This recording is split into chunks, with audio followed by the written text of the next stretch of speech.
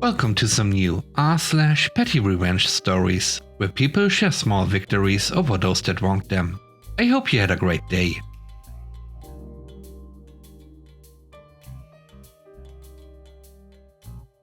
The first story is called Moving Seats.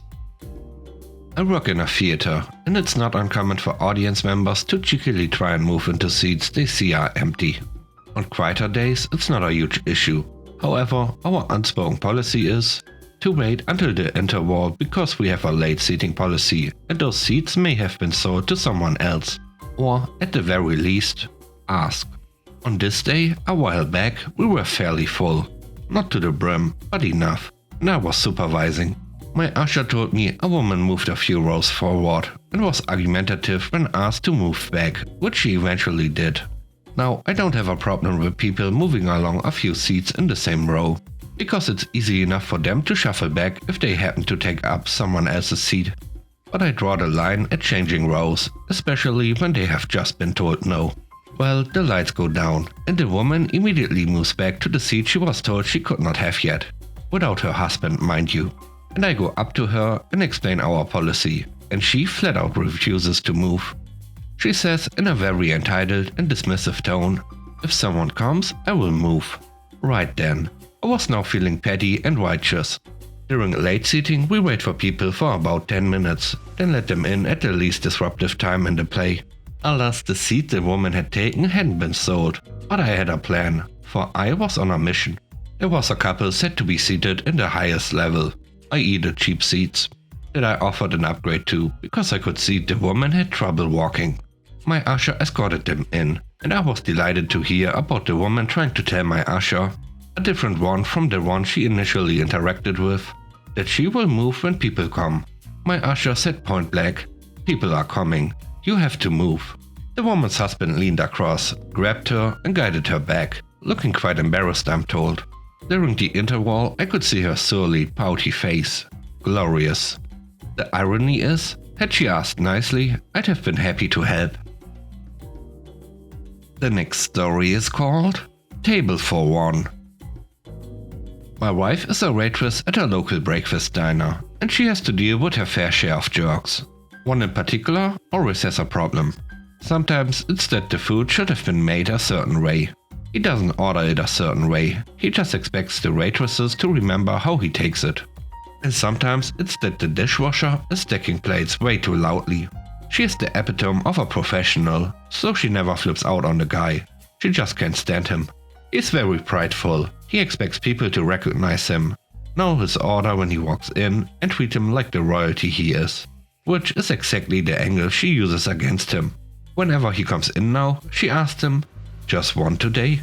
He always gets upset when she asks, because he feels like he deserves to be recognized.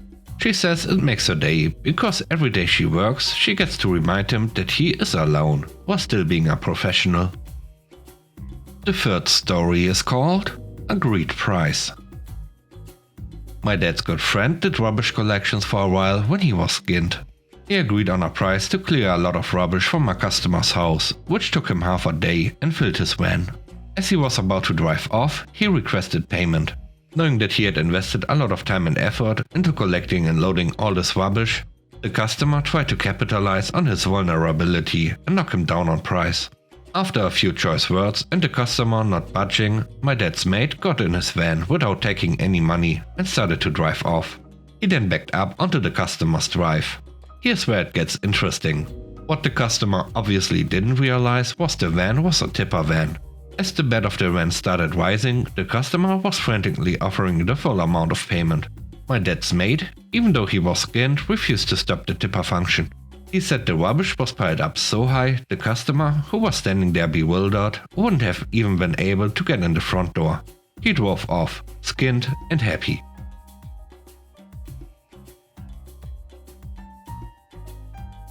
The last story is called Snobbish Car Salesman. My friend Dan was smart and unconventional. He was a senior electrical engineer at a small company I worked for. This was in the 1970s. While talking about cars and car modifications came up, he started explaining the importance of cast iron cambers in cars and why it's so important to get it right. He then laughed and told me, Did you know the motor vehicle regulations describe the size requirements for a windshield, but you don't actually have to have glass in the frame? He learned this because he built a street-legal dune buggy from scratch while in high school, and the regulations are crazy complex. Dan was smart, could fix about anything. He started going to community college to get a degree, but quit because he knew more than the teacher. As I said, smart and unconventional. Well, the company we worked for was bought out by a bigger company, and our stock options became a nice windfall. I bought a new car outright and used the rest as a down payment for our house. Others actually cashed their checks. It was a real rush to have that much cash in your hands once in your life. Dan was one of those. Dan loved cars and he always wanted to test drive a fancy car. And how could they refuse him with a vat of cash big enough to choke a horse? So he went to the fancy car dealer that had Jaguars, Mercedes-Benz, BMWs, etc. As I said, Dan was unconventional. He was tall and skinny. He had hair down to his shoulders and a bushy beard. He wore jeans, a light-colored shirt and a denim jacket. This was before designer jeans became fashionable for men. He was never dirty, but frankly he looked like he came down from the top of a mountain looking for a good time. He was nearly always in a good mood and normally had a goofy grin. And Dan loved cars. He had lots of technical questions about the car. So he showed up and waited for a salesman to approach him. And waited and waited and waited. The place wasn't busy at all, but after 30 minutes he was fed up. He was obviously being purposely ignored. So he gets an idea for petty revenge. He starts yelling, "I came here to buy a car, and all of you just ignored me. And I was going to pay cash." And he ripped out the huge stack of $100 bills he had, spread them out and waved it around for all to see. "Well, I'm never coming back to this dealership again. I'll buy my car from another dealer." And he stormed out. He laughed so much when he told us this story. I bet it felt great.